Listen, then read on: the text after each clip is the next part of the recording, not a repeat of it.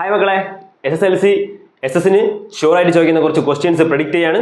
ഷുവറായിട്ട് പഠിച്ചുകൊണ്ട് പോകുക. അപ്പോൾ ആദ്യമായിട്ട് നോക്കാനുള്ളത് ഓൾ ഇന്ത്യ സർവീസും സെൻട്രൽ സർവീസും തമ്മിലുള്ള വ്യത്യാസം, അല്ലെങ്കിൽ എന്ത് ചെയ്യുക, all India service, central service, state service ഇവ തമ്മിലുള്ള കമ്പാരിസൺ അല്ലെങ്കിൽ താരതമ്യപ്പെടുത്തി എഴുതാൻ ചോദിക്കും.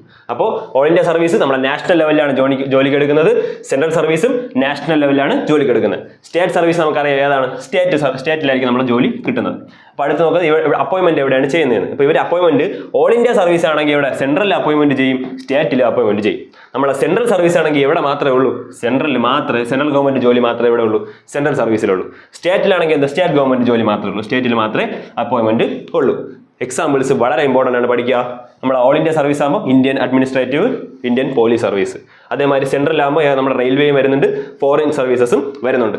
പിന്നെ സ്റ്റേറ്റിൽ ആരും മാത്രമേ ഉള്ളൂ, സെയിൽസ് ടാക്സ് ഓഫീസർ മാത്രമേ ഉള്ളൂ. ഈ എക്സാമ്പിൾസ് കൃത്യമായി പഠിച്ചോളാം. 1 വേർഡ് ക്വസ്റ്റ്യൻ റിപ്പീറ്റ് ചെയ്ത് ചോദിച്ചിട്ടുണ്ട്. ഈ ഒരു ക്വസ്റ്റ്യൻ വളരെ ഇമ്പോർട്ടൻ്റ് ആണ്, പഠിച്ചോളാം.